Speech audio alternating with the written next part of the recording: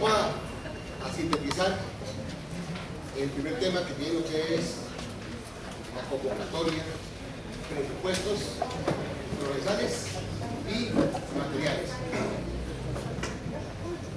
En las memorias del Instituto Colombiano pueden encontrar ustedes la ponencia de la unificación de los presupuestos procesales y materiales de la agencia de fondo.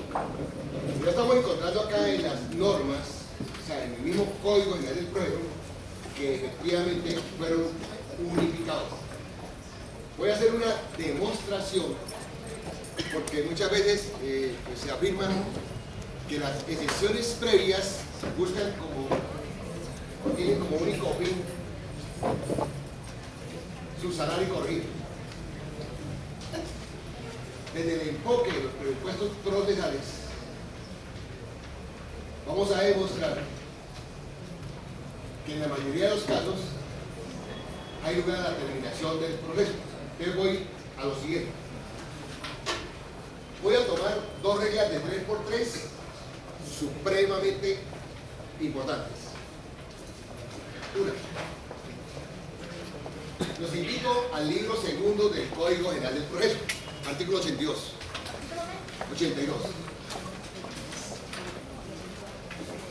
Entonces, si uno descompone el proceso, puede llegar a esta conclusión, que está conformado por puros actos procesales, Carmen. De la demanda, que es un acto procesal, y termina con la sentencia. ¿Y qué es la sentencia? Pues un acto procesal. Entonces, cuando uno quiere buscar todos los actos procesales, demanda, contestación, todos los actos de voluntad de un proceso están en el libro segundo. Las excepciones previas, las excepciones, la notificación y los términos, los recursos. Les voy al primero que digo. La demanda la tengo que tomar como acto procesal. Inclusive, y hay una nueva teoría y ha tomado pues fuerza, que no se debe hablar del demandante, sino del pretensor. Y no se debe hablar del demandado, sino del resistente. El demandante de resistencia. Y el demandante es pretensor, porque tiene una pretensión. Y voy con ustedes a demostrar que el objeto del problema es la pretensión y que todo gira en torno a la pretensión.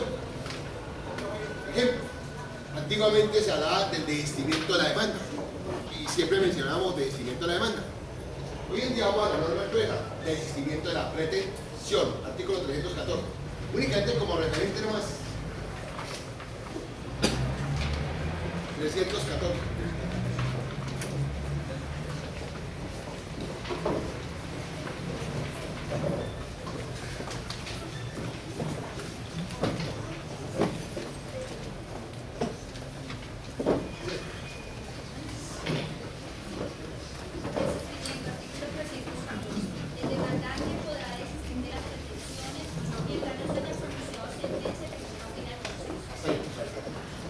Hablamos del resistimiento de la pretensión. El Código de Procedimiento Civil, esto pasa inadvertido, pero tiene trascendencia. El Código de Procedimiento Civil de 1970 conservaba un trinomio respecto a la demanda. Pretensión, que ha sido el objeto del proyecto. Entonces, ¿para qué sirven los hechos de una demanda? Pues de fundamento de la pretensión. Y entonces vamos todos al artículo 75 del Código de Procedimiento Civil. Y vamos a leer en el artículo 75 que los hechos son el fundamento de la pretensión. Y si vamos al 82, siguió lo mismo, porque eso es de Carneluti y efectivamente se sigue manejando como teoría. Voy a adelantarme un poquito. Hubo polémica en el instituto, creo que hay 3 años. Arranquemos como requisito los fundamentos de derechos que se presume conocido. Pero después de las discusiones maduras, dijo, no, nada. Es que la demanda no es ninguna novela. Yo pertenece a estudios serios. Y hay una teoría que es la de la pretensión. Entonces, tienen que haber dos fundamentos, los fundamentos de hecho y fundamentos de derecho. Y muchas veces se descuida el examen de la demanda desde el punto de vista de los fundamentos de derecho. A veces los hechos que pone el demandante no tienen nada que ver con los artículos que mismo cita. Pide una resolución de contrato y trae artículos de un divorcio. Eso es para inadmitir la demanda. Tiene que ver con el mismo derecho de defensa. Entonces, voy. Vamos todos al artículo 82, numeral octavo, y verás que ahí aparecen los fundamentos de derecho, o sea, no lograron eliminarse. Por una razón obvia, desde el punto de vista de la teoría de la pretensión, de Leo Rosenberg y de Francesco Caneluti, Alemania e Italia, es el estudio de la pretensión común.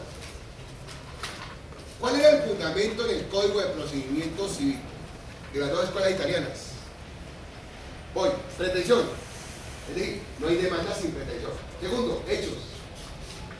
Pero seguía el trinomio con el derecho. Es decir, quien expone un hecho tiene que estar respaldado en el derecho.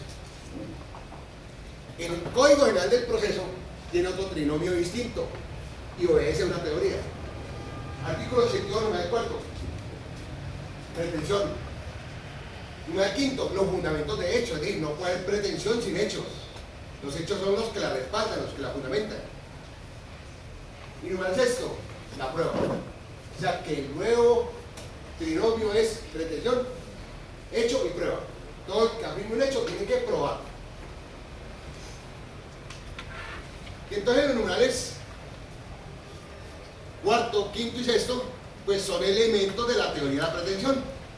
La pretensión como objetos del proceso, los hechos como fundamento de la pretensión y las pruebas. Y el numeral séptimo, por técnica, lo que tiene que ver con el juramento estimatorio, cuando fuere necesario. Y entonces, el numeral séptimo es el juramento estimatorio. Pero el numeral octavo sigue con la teoría de la pretensión, los fundamentos de derecho. Cuando el juez aplica el SUM 400, el control de legalidad, si observa que los hechos que exponen no encuentran los cuatro fundamentos de derecho, deben emitir la demanda.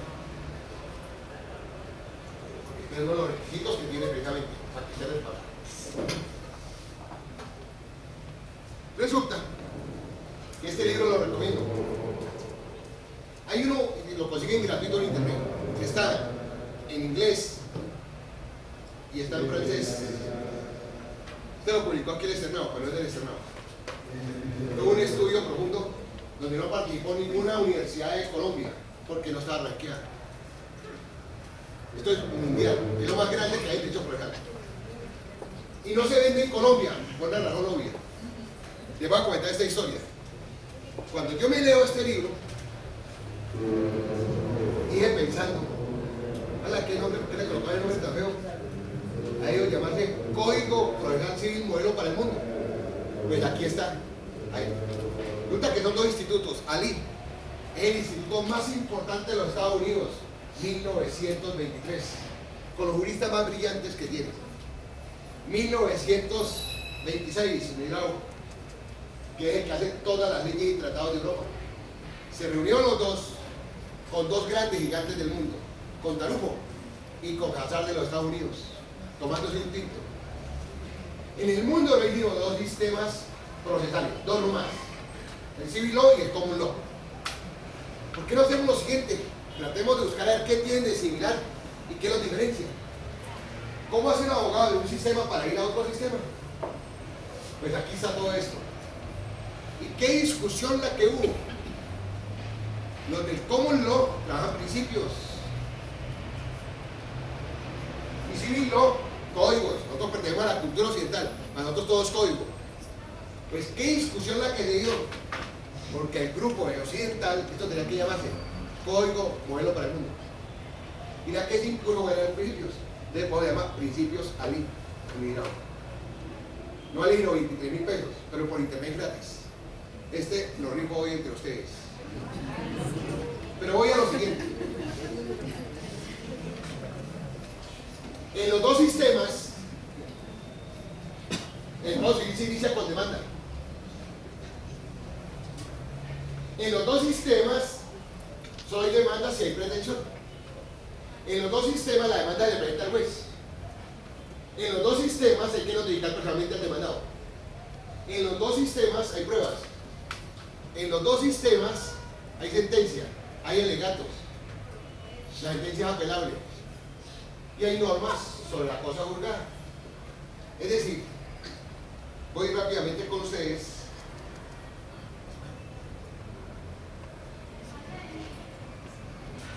Sí. Similitudes fundamentales entre sistemas procesales.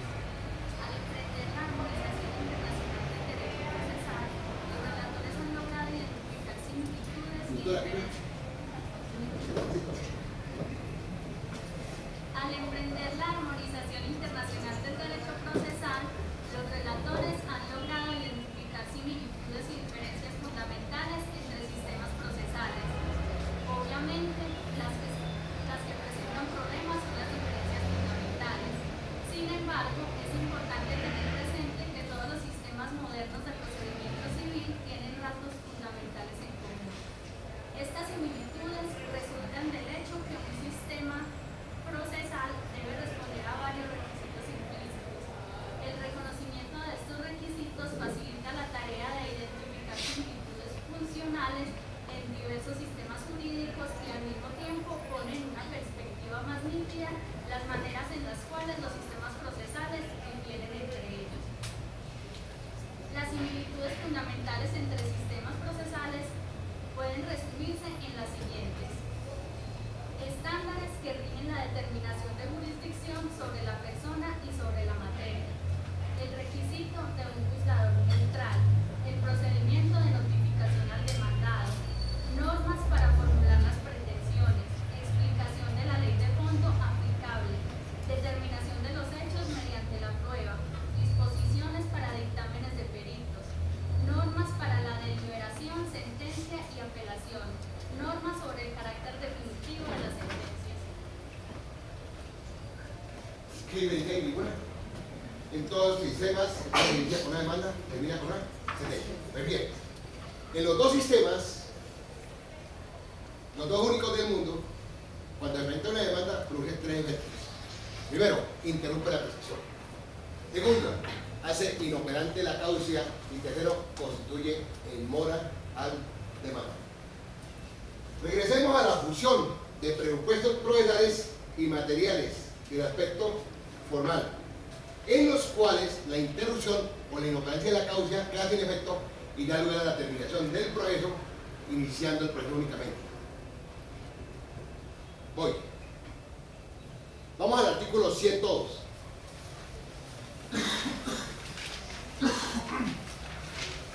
Se demanda a un muerto. Un muerto no es sujeto de derecho. Estamos frente a la inexistencia. Eso no lo puede solucionar con nada. Vamos al artículo 100, la representación, presupuesto procesal. Vamos al artículo 100, la demanda que no reúne los requisitos formales. Recuerda que hay indivisible. Y si no se soluciona, se rechaza. Y si se propone la excepción y tampoco soluciona el demandante, pues ya prospera la excepción. La indebida acumulación de pretensiones, presupuesto material de la sentencia de fondo. Entonces vamos todos al artículo 95. Para que observen ustedes cuántos numerales del artículo 100 da lugar a la terminación del proceso. Artículo 95, título del Código General del Proceso. En eficacia de la interrupción de la prescripción y operancia de la caducidad. Regreso.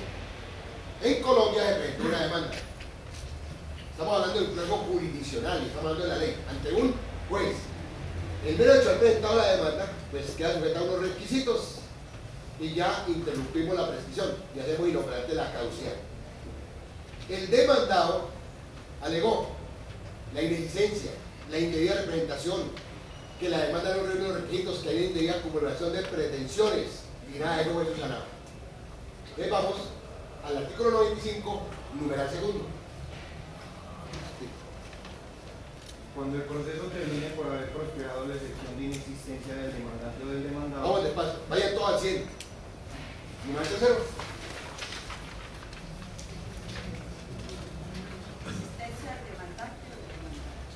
O sea, cuando hay inexistencia del demandante del demandado hay que terminar el proceso. Si es inexistente. Siga.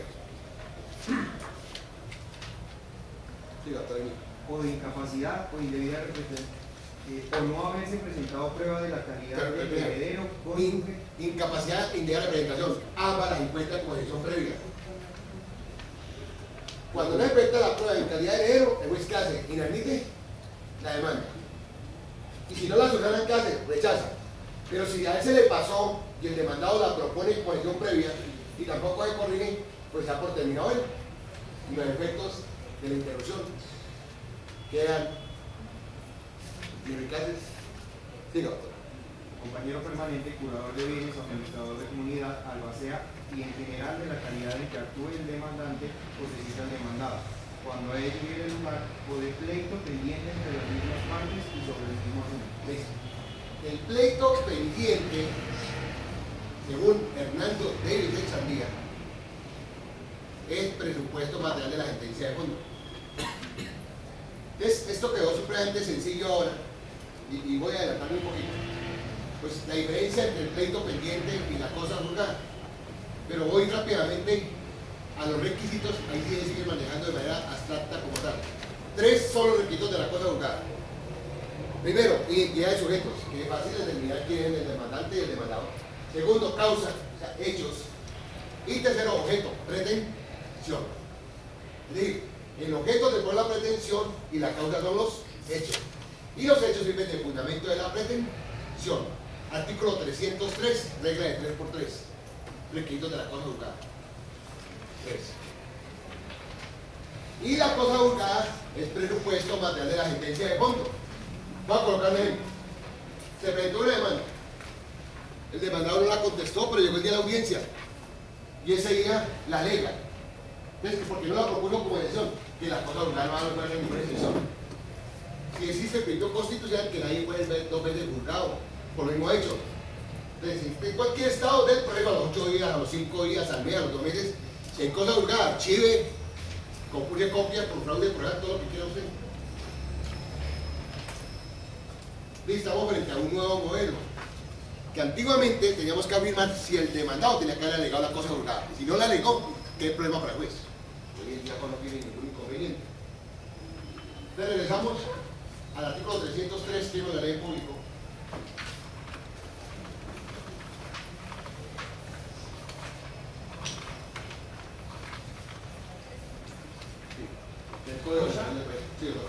Cosa juzgada, artículo 303. La sentencia ejecutoriada proferida en proceso contencioso tiene fuerza de cosa juzgada siempre que el nuevo proceso verse sobre el mismo objeto, se funde en la misma causa que el anterior y entre ambos procesos haya identidad jurídica de parte. Hay más requisitos. Identidad de parte fácil para el juez. ¿Quién es el demandante, quién es el demandado? Causa los mismos hechos y la misma pretensión. El pleito pendiente es lo mismo, pero con la diferencia que no hay sentencia. Es decir, los mismos sujetos, la misma causa y la misma pretensión, pero no estamos frente a una sentencia. Hay personas pleitómanas. Hay en qué juzgado vayan primero y metan la misma demanda en 8 juzgados. Ahí hay fraude procesal, en exceso. Y entonces ahí se da el caso de pleito pendiente. Es presupuesto material de la sentencia de fondo. Si usted es juez y en el día de la audiencia se entera de que en otro juzgado está el mismo caso, por favor, le digo, esto no es para complicarse. ¿Por qué? Porque se tiene que asegurar la sentencia de fondo desde un comienzo, desde que le presenten la demanda. Les doy por terminada y abro, pues, a las preguntas que tengan sobre la unificación de los presupuestos procesales y materiales de la sentencia de fondo. Y que el juez es el director del proceso y que debe velar desde el primer día que presente la demanda para asegurar la sentencia de fondo, que es distinta a la sentencia de mérito. La de mérito es saber si gana el demandante o el demandado. O sea, la de fondo es que él puede decidir sobre la pretensión. Antes de terminar el tema lo voy a demostrar. Mire, sencillo. El proceso es jurisdiccional. Ese acto por algo lo llamamos sentencia. Actualmente hay una corriente que lo llama juicio jurisdiccional. Pero para poder tomar el juicio jurisdiccional, él como director del proceso tiene que velar para que haya unas garantías constitucionales de que exista un debido proceso. Pero el objeto de ese proceso va a ser la pretensión. El día que él decida frente a la pretensión, inequívocamente es una sentencia. Pero si el demandado propone elecciones o él la reconoce de oficio, es sentencia. Y las sentencias en los procesos pueden ser de primera o de segunda instancia. ¿En qué quedó complementado en 5 casos de buena sentencia? Voy a colocar ahora un ejemplo de 5. Se presenta una demanda con el Código General del Proceso. Le piden medidas cautelares. Existiendo medidas cautelares, ¿puede retirar la demanda el demandante? Sí. ¿Tiene que bloquearse el juez? No. Sencillamente lo que hace es condenarlo en perjuicios. Como lo condenó en perjuicios, toda indemnización hoy en día es con sentencia. Le vamos al artículo 278 para saber que hay dos recursos extraordinarios, que son la casación y la revisión. ¿Mediante qué se decide? En sentencia. La pretensión, mediante qué se decide? Sentencia. La exención, sentencia. Y los perjuicios, sentencia. Son los únicos 5 casos de las 25 reglas de 5 por 5 que tiene el Código General del Proceso. Entonces colóquenlo como regla de 5 por 5. ¿Quién me lee en público el artículo 278? Las providencias del juez pueden ser autos o sentencias. Son sentencias las que deciden sobre las ejecuciones de la demanda, las excepciones de mérito. Cualquiera que fuera la instancia en que se pronuncia, las que deciden el incidente de perjuicios y las que resuelvan los recursos de casación y revisión. Son autos y todas las demás providencias. Si ustedes van a la norma que habla del retiro de la demanda, en el Código General del Proceso, pueden encontrar que existiendo medidas cautelares, el juez da por terminado, pero condena al demandante que tenga las medidas y luego ese incidente se falla mediante una sentencia. Son los 5 casos en Colombia en los cuales hay lugar a sentencia. Pues bien, fueron unificados los presupuestos procesales y materiales de la sentencia de fondo. ¿Preguntas? ¿O seguimos con demanda, contestación? Me controla el tiempo, por favor, porque a las 12 en punto está grabado. Falta un cuarto de esta imagen. Bien. ¿Cuál es lo siguiente? Para que esto quede respaldado. Marinoni por sí solo es escuela, pero no fue Colombia solo la que la tomó. En toda Iberoamérica, o sea, la doctrina seria, profunda, dice, los presupuestos procesales y materiales no son para validez de prueba. El prueba puede existir con la ausencia de ellos. Son para asegurar la sentencia de fondo. Entonces, mi doctora, por favor, lectura de Marinoni. Los presupuestos procesales no se refieren al proceso y no son requisitos para el juicio de mérito. Entonces, puede decirse que los presupuestos no son requisitos para la constitución del proceso, pues este último, como la relación jurídica, existe en ausencia de ellos.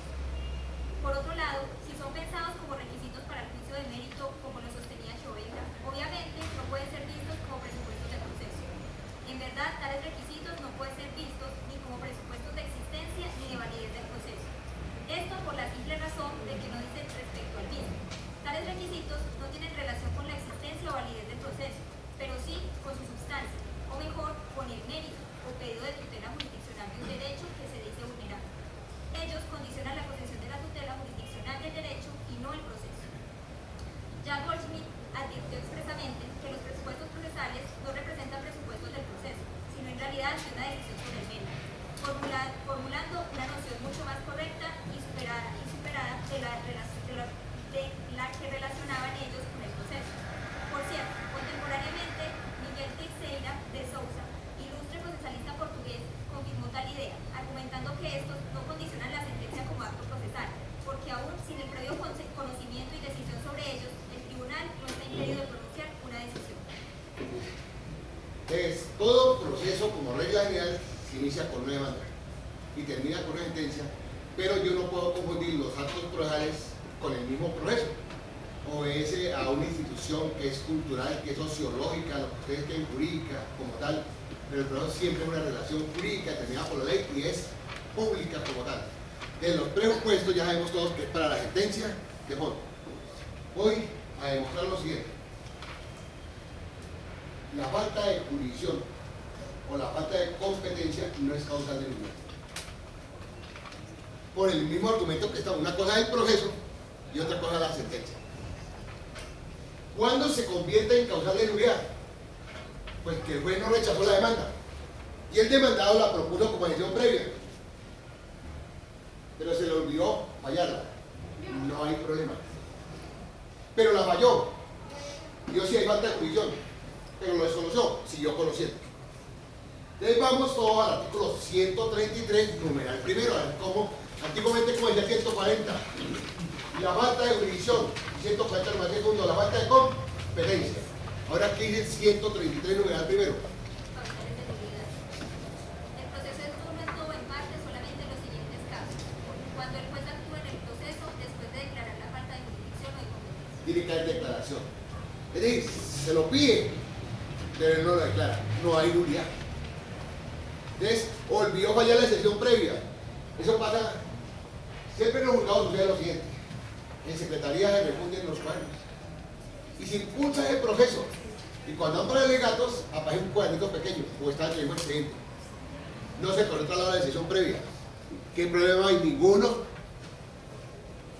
Pero lo que quiero acá es rematar con lo siguiente, con dos normas categóricas, y después con todo el respeto, pero esto es pedagógico, le decimos guardar como. ¿Listo? Bien. Todo proceso inicia con una demanda y termina con una sentencia. El proceso tiene dos instancias como regla general. Siempre en un proceso, cuando se declare la nulidad, se queda la nulidad, nunca podrá afectar ni las medidas cautelares ni las pruebas, son incolubles. Se mantienen en todo proceso. Y eso lo recogió el código. Eso lo decía la jurisprudencia. Tenemos un problema, que tenemos la nulidad. Uy, pero necesitamos medidas cautelares también. Nada, tiene nada que ver. Entonces vamos a hacer lo siguiente. Vamos nuevamente al artículo 16 y comprobamos que la falta de jurisdicción, competencia por el factor subjetivo y funcional, da lugar a que la sentencia sea nula, pero no el proceso.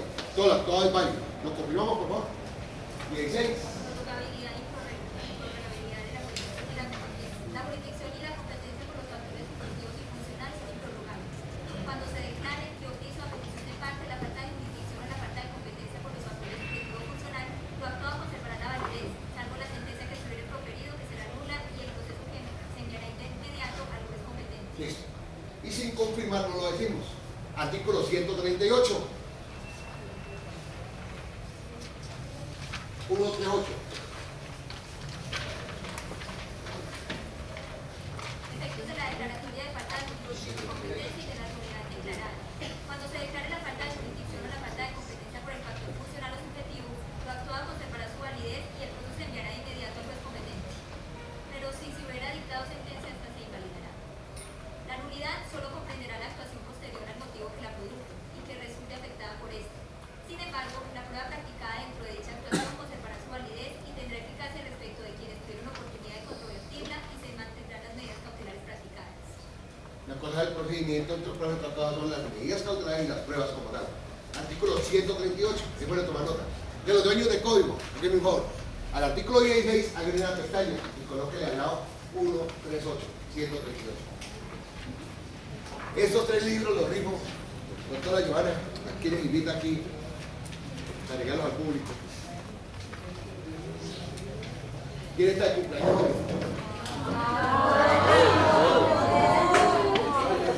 Sí, yo me regalo.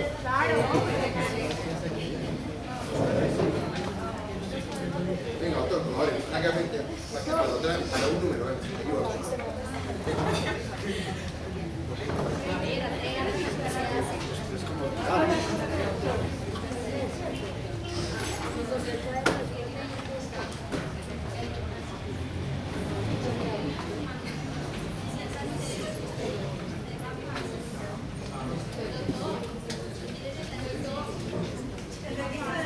Con el registro de asistencia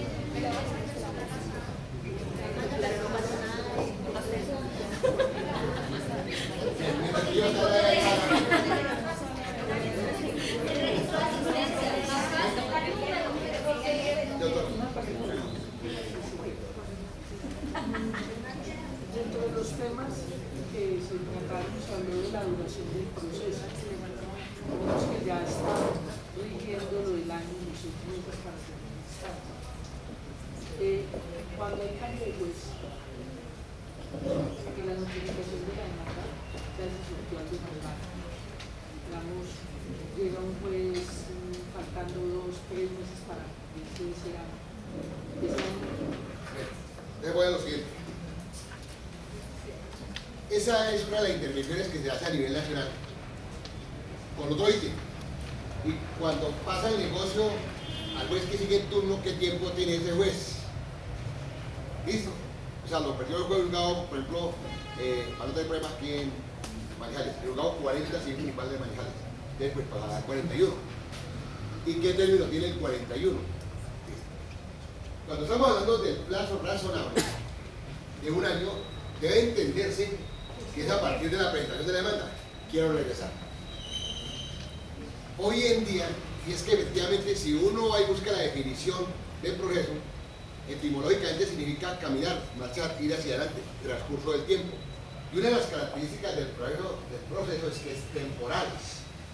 El juez tiene 30 días para la admisibilidad de la demanda y está regulado en la ley. ¿Qué le dice la norma? Que si presenta la demanda y en los 30 días siguientes no la ha admitido ni rechazado, el año comienza a correr desde el día en que se presentó la demanda.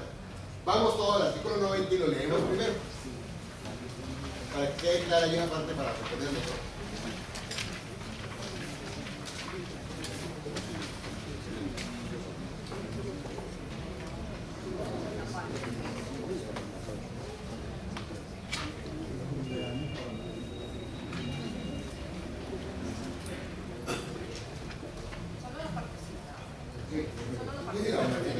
Está en el artículo 90, parágrafo que doctora. Artículo 90, inciso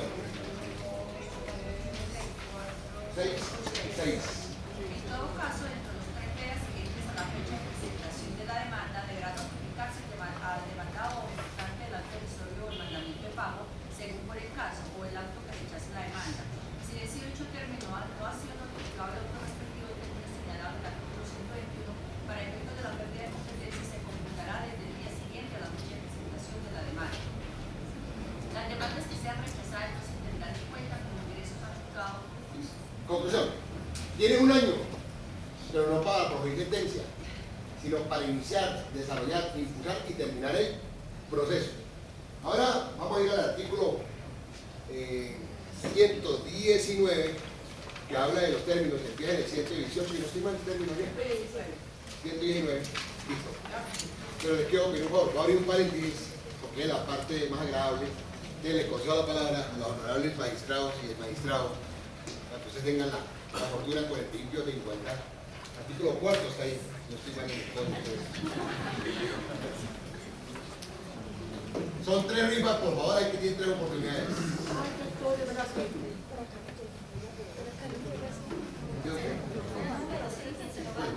¿Del 1 al 70? Sí.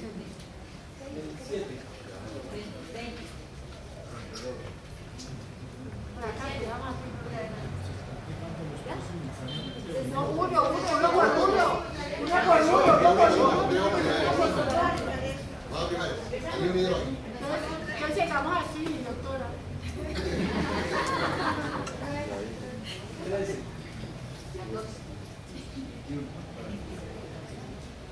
5, 10, 17, 12, 16, 20, 33, 34. 35, 18, 61. 2, 36, 19, 38, 60, 8, 58, 16, 49, 14, 11, 23, 50. 42. 2, 20. 3, 54, 24, 69, 25, 9. 22, 25. 55. No, pues que hasta se tiene el 12,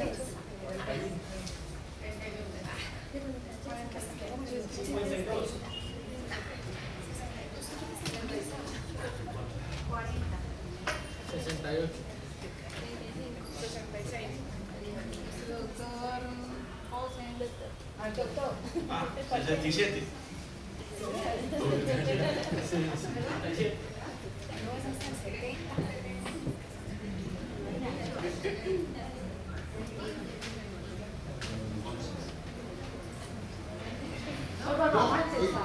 Vieja.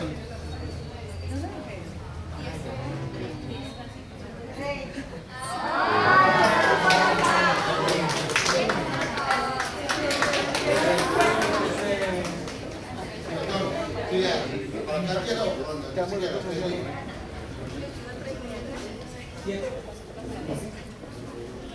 Hasta 70. 36. 20 la fecha. 47.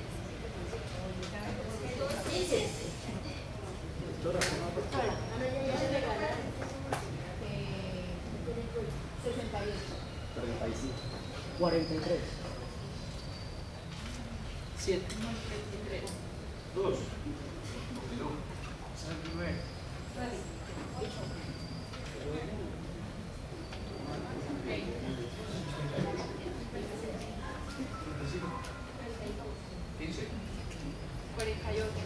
El 1. Ya. 50. 70. 2. 28. 42. 43. 4. 14. 21. 25. 27. 39. 27 que dio.